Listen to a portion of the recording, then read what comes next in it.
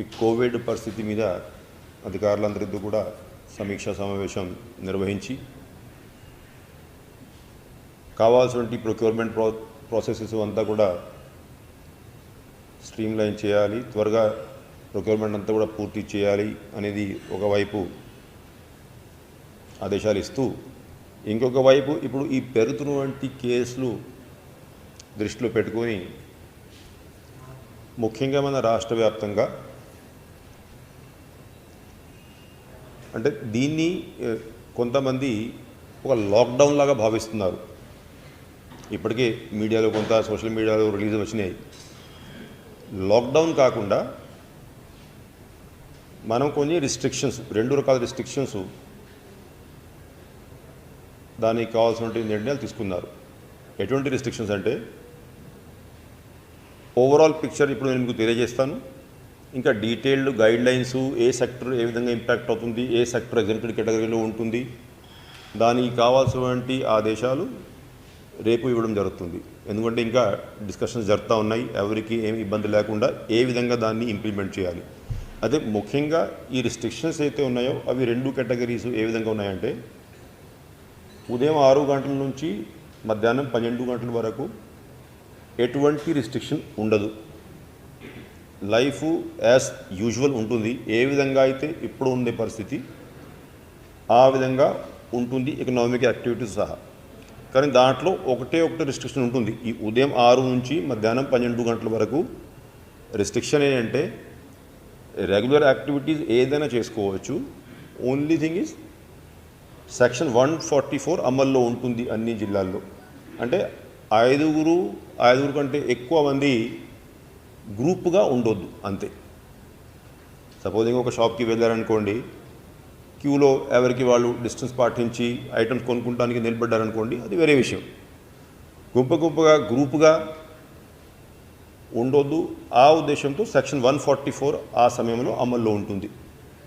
ఇది ఉదయం 6 గంటల నుంచి మధ్యాహ్నం 12 గంటల వరకు. అదర్వైజ్ ఏ యాక్టివిటీ అయినా నార్మల్గా ఏ విధంగా అయితే ఇప్పుడు చేస్తూ ఉన్నామో ఆ విధంగానే బయట మార్కెట్స్ ఓపెన్ కానీ, షాప్స్ ఓపెన్ కానీ, ప్రజలు బయటికి వచ్చి ఏమైనా వేరే ప్రైవేట్ పనులు చేసుకోవడం కానీ, ఏదైనా అన్ని యాక్టివిటీస్ యాజ్ యూజువల్గా ఉంటాయి except for this 144 section restriction. మధ్యాహ్నం 12 గంటల నుంచి ఇంకా మరుసటి రోజు ఉదయం వరకు అది దాదాపు కర్ఫ్యూ లాగా పరిస్థితి ఉంటుంది. అంటే ఓన్లీ ఎగ్జామ్టెడ్ కేటగిరీస్ వాళ్ళు బయట వచ్చేసేసి ఆ కావాల్సినటువంటి పనులు, ఏదైతే అప్రూవ్డ్ పనులు ఉంటాయో, అప్రూవ్డ్ యాక్టివిటీస్ ఉంటాయో అవి చేసుకుంటూ ఉండవచ్చు. అయితే దానికి ఒక సరి అయినటువంటి లిస్టు, ఏ కేటగిరీ ఎగ్జామ్టెడ్ కేటగిరీ వస్తుంది. ఉదాహరణంగా మెడికల్ ప్రొఫెషన్ ఉంది, అన్ని హాస్పిటల్స్ పనిచేయాలి, టెస్టింగ్ ఫెసిలిటీస్ పనిచేయాలి.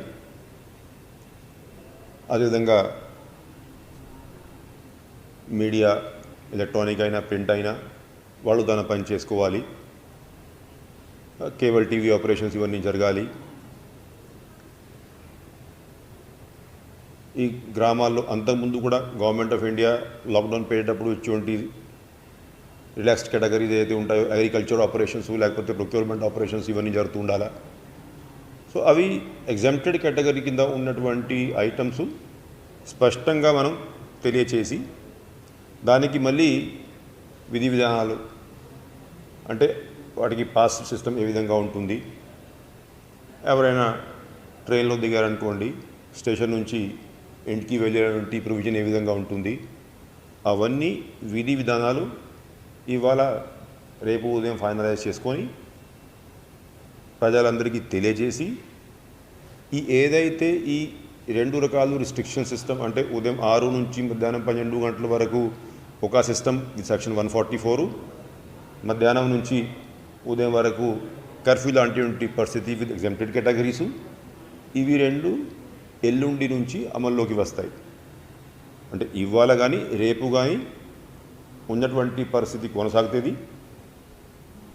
బాగా డీటెయిల్డ్గా చర్చించుకొని డీటెయిల్డ్ గైడ్లైన్స్ రేపు మార్నింగ్ ప్రకటించాక ఎల్లుండి నుంచి ఈ సిస్టము అమల్లోకి తీసుకురావాలి అనేది నిర్ణయం తీసుకోవడం జరిగింది. దాంట్లో అన్ని రకాలుగా ఎవరికి ఇబ్బంది లేకుండా, అటు ప్రజలకి ఇబ్బంది లేకుండా, ఎవరైతే అంటే ఎంప్లాయీస్ ఉన్నారు వాళ్ళకి 6 గంటలు పనిచేసే అవకాశం ఉంటుంది కాబట్టి వాళ్ళకి ఎటువంటి వాళ్ళ ఆదాయానికి కానీ వాళ్ళ జాబ్స్కి కానీ ఇబ్బంది లేకుండా, అదేవిధంగా ఎకనామిక్ యాక్టివిటీ ఏదైతే కంపల్సరీ ఉందో ఆ ఎకనామిక్ యాక్టివిటీ జరిగే విధంగా, కాస్త ఏదైతే వస్తున్న వంటి కేసులు పెరుగుతూ ఉన్నాయి దాన్ని మనం అరికట్టాల్సిన అవసరం ఉంది. ఆ ఉద్దేశంతో ఈ నిర్ణయం తీసుకోవడం జరిగింది. నిన్న మొన్న చాలామంది ఎలక్ట్రానిక్ మీడియా కానీ ప్రింట్ మీడియా కానీ కూడా అడగడం జరిగింది. అంటే గవర్నమెంట్ ఆఫ్ ఇండియా ఎటువంటి గైడ్లైన్స్ ఈ విధంగా ఉన్నాయి, అయితే రాష్ట్ర ప్రభుత్వం ఎటువంటి నిర్ణయం తీసుకోబోతూ ఉంది, ఏమైనా రిస్ట్రిక్షన్స్ పెట్టి అవకాశం ఉందా అనేది అప్పుడే కూడా తెలియజేశాను.